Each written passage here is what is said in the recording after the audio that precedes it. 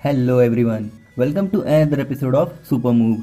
तो दोस्तों, एक सुपर हीरो की स्टोरी आसान नहीं होती, जिनमें कुछ ऐसे होते हैं जिन्हें अपनी आइडेंटिटी छुपाए रखनी पड़ती है और कुछ ऐसे होते हैं जो अपनी आइडेंटिटी खुद बता देते हैं। I am Iron Man. But एक सुपर हीरो बहुत स्ट्रगल करता है अपने एम को पूरा करने के लिए। बट एक सुपर हीरो की स्टोरी तब कंप्लीट होती है जब तक उसने अपने सुपर विलेन को हराया ना हो। सुपर विलेन किसी स्टोरी का एक ऐसा पार्ट है जिसके बिना वो स्टोरी अधूरी सी लगती है। सुपर विलन्स वो हैं जिनसे हमें ये पता चलता है कि अपने मोटिव को कैसे पूरा करना है। वो अपने आप में तो सही होते हैं but they all are bad in someone's story. और आज के इस वीडियो में हम बात करेंगे टॉप 5 सक्सेसफुल विलन्स के बारे में और जानेंगे कि उनकी जर्नी कैसी थी। So let's start.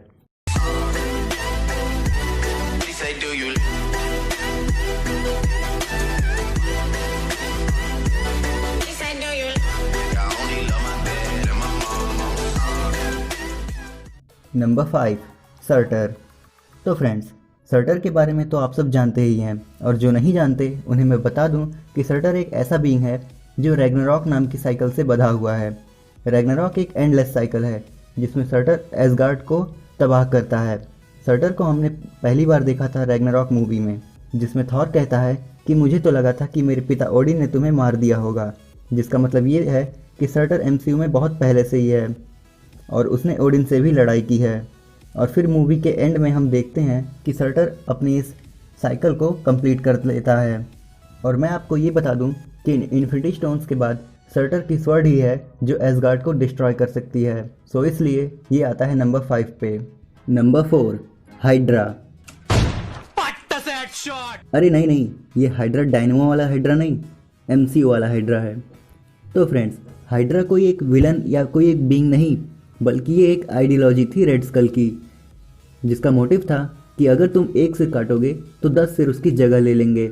और ये बात हमें पता चलती है captain America the first Avenger में, जिसमें रेड स्कल अपनी आर्मी दिखाता है जो कि एक वर्ल्ड वॉर के लिए रेडी थी। उनके पास टेज़रेक्ट यानी स्पेस स्टोन की हेल्प से बनाए गए वेपन्स थे। उसके बाद captain America the winter soldier movie में हमने देखा कि कैसे डॉक्टर जोला के ब्रेन को एक कंप्यूटर में फीड कर दिया गया है, और तब वो हाइड्रा के असली रूप को दिखाता है कि कैसे इतने साल तक हाइड्रा ने खुद को शील्ड की नाक के नीचे जिंदा रखा। वर्ल्ड वॉर से लेकर डेथ ऑफ हावर्ड स्टार्क सब उसने ही करवाए थे। सुपर सोल्जर सीरम का यूज़ करके विंटर सोल्जर बनाए, और यहाँ तक कि बकी का ब्रेन वॉश करके उसे कैप्टन से लड़वाया। और एंड गेम में हमने देखा वो कैसे सेप्टर को भी अपने कब्जे में ले रहा था, बट कैप्टन ने उनके प्लान पर पानी फेर दिया। नंबर 3, लोकी। तो फ्रेंड्स, लोकी के बारे में तो क्या ही कहें। आज से करीब 8 साल पहले आई मूवी द अवेंजर्स में हमने उसका असली रंग देखा था। इस मूवी से पहले हमने लोकी को देखा था थॉर की पहली मूवी में, जिसमें लोकी को पता चलता है कि वो ओडिन का सगा बेटा नहीं है, और उसने अपने मोटिव को चेंज कर लिया।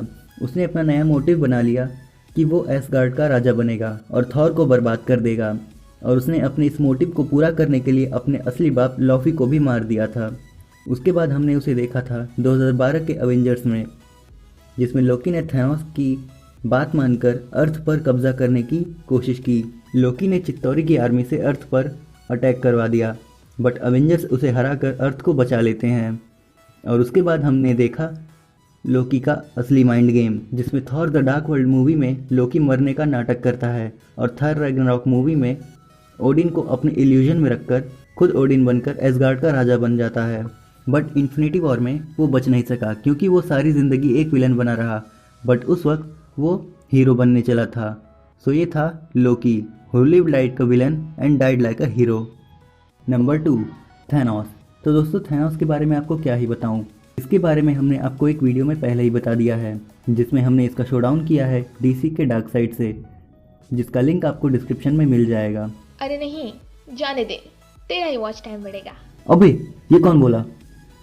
लगता है मेरे कान बज रहे हैं, आज से हेडफोन्स का यूज़ कम करना पड़ेगा। सो फ्रेंड्स, थैनोस को हमने पहली बार देखा था 2012 में आई द अवेंजर्स मूवी के पोस्ट क्रेडिट सीन में, और उसके बाद अवेंजर्स एज ऑफ अल्ट्रॉन में। हालांकि इन दोनों मूवीज़ में थैनोस ने अपनी एक कातिलाना मुस्कान देकर लोगों को सोच में डाल दिया था, बट हमने उसे पूरी तरह से देखा था guardians of the Galaxy volume 1 में, जिसमें वो रोनिन से कुछ बात कर रहा था। उसके बाद हमने थैनोस को इन्फिनिटी वॉर मूवी में देखा था, जिसमें वो अपने फुल पोटेंशियल में दिखा था। साथ ही साथ हमने ये भी देखा कि ये बंदा कैसे अपनी नॉलेज और अपनी विल पावर के बल पे सब कुछ आसानी से कर ले रहा है। इतना ही नहीं, इसने मूवी के स्टार्टिंग में ही थॉर को सूद दिया। लोकी जो अब अच्छा बनने लगा था उसे जान से मार दिया। हल्क जिसे आज तक किसी ने नहीं हराया था उसे एक खिलौने के जैसे तोड़ दिया। उसने टाइटन पे जाकर अर्थ के best defender Tony Stark AKA Iron Man को भी हरा दिया, जो कि हम फैंस को बहुत बुरा लगा। अर्थ पे जाके पूरे अवेंजर्स को सिर्फ एक हाथ से इधर उधर फेंक के हरा देना, और एंड में उसने अपना मिशन भी पूरा किया, जो कि था आधे यूनिवर्स को मिटा देना। बट फिर भी अवेंजर्स ने एक बार फिर सबको बचा लिया। सो फ्रेंड्स, नंबर 1 पे जाने से पहले मैं ये बता दूं कि ये सब वो विलन्स थे जो कि अपने मिशन में सक्सेसफुल और कुछ ऑलमोस्ट सक्सेसफुल थे।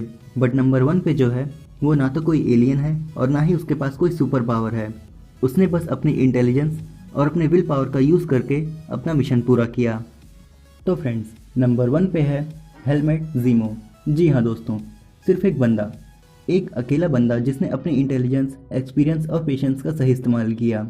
एक बंदा जिसने अकेले ही अवेंजर्स को अलग कर दिया। अब ज़रा और डिटेल में जाएं तो ज़ीमो सोकोविया में रहता था, जहां अवेंजर्स ने तबाही मचा दी थी, और उस इवेंट में ज़ीमो की फैमिली भी मारी जाती है। और तब उसने प्लान बनाया कि वो अवेंजर्स को तोड़ देगा, क्योंकि उसे पता था कि वो उन्हें मार नहीं सकता। उससे भी कई ताकतवर लोगों ने ये कोशिश की है, बट सभी नाकाम हुए। तो अपने इस मोटिव को लेके ज़ीमो ने UN के हेडक्वार्टर में ब्लास्ट किया, जिससे कि सभी लोग बकी को ढूंढने लगे। इसने सोकोविया एकॉर्ड्स को एक्टिव करवाया, जिसके अंडर में टोनी काम कर रहा था।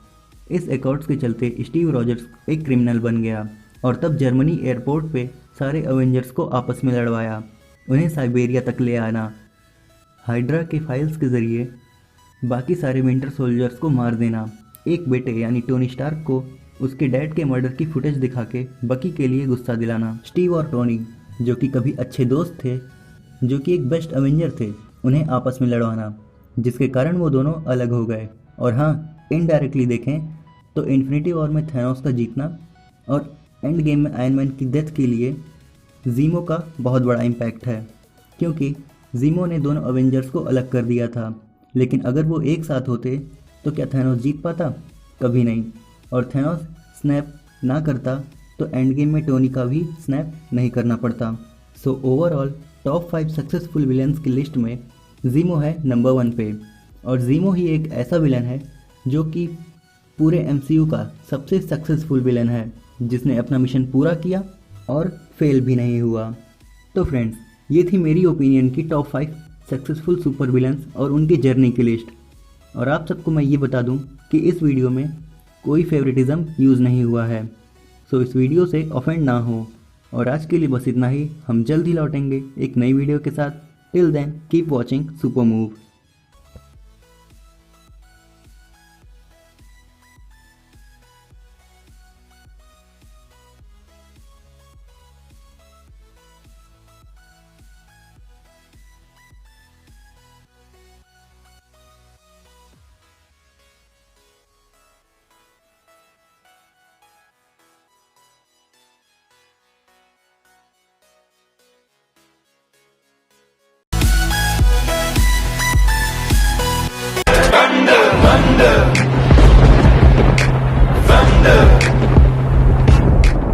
She say, do you love me? I tell her only partly. I only love my bed and